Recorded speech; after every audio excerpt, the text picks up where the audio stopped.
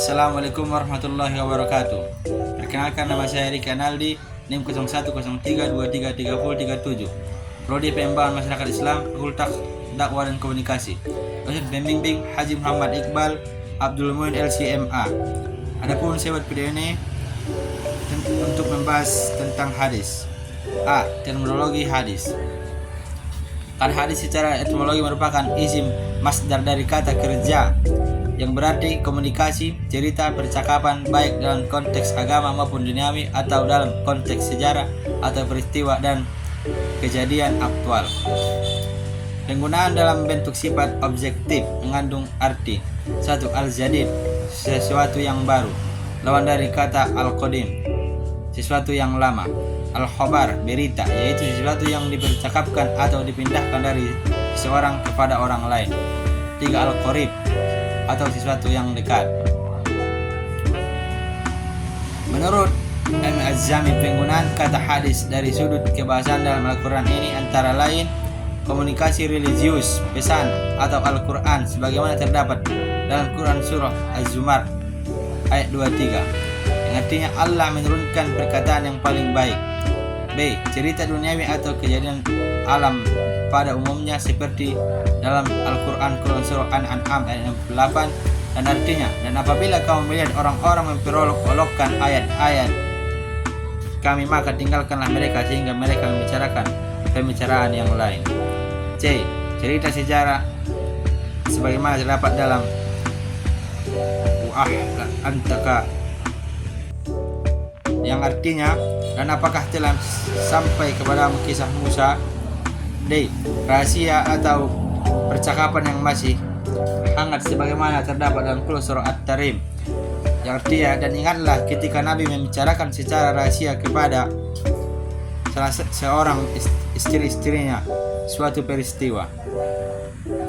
Secara teknologi, ahli hadis, ahli usul, dan ulama fikih berbeda pendapat dalam memberikan pengertian hadis.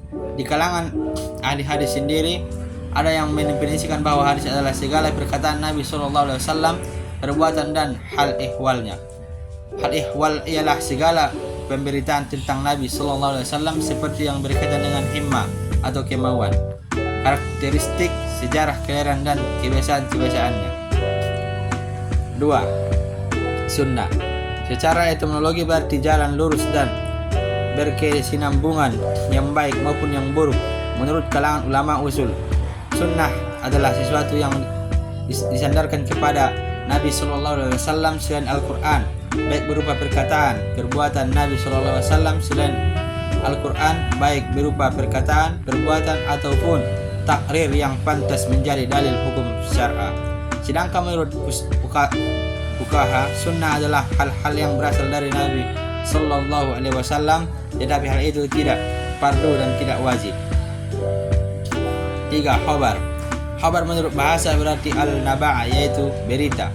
Sedangkan menurut istilah terdapat 3 pendapat, yaitu A. Khabar adalah sinonim dari hadis, yaitu sesuatu yang disandarkan kepada Nabi Sallallahu Alaihi Wasallam dari segi perkataan, perbuatan, takrir dan sifat. 4. Atsar. Secara etimologi berarti taqiyat al-sal'i, yaitu sisa atau peninggalan sesuatu. Sedangkan pengertiannya secara etimologi adalah ada 2 pendapat. 1. Atsar adalah sinonim dari hadis, yaitu segala sesuatu yang berasal dari Nabi SAW. Atsar adalah beberapa dengan hadis, yaitu B. Kedudukan dan fungsi hadis. Dari segi keberadaannya sebagai wahyu dan sumber syar'i yang wajib diamalkan isinya, sunnah sejajar dengan Al-Quran, dan dari segi tingkatannya ia berada berdampingan dengan Al-Quran karena ia berfungsi sebagai penjelas. C. Dalil-dalil tentang kehujahan hadis. 1. Al-Quran Al-Karim, Allah Subhanahu wa Ta'ala.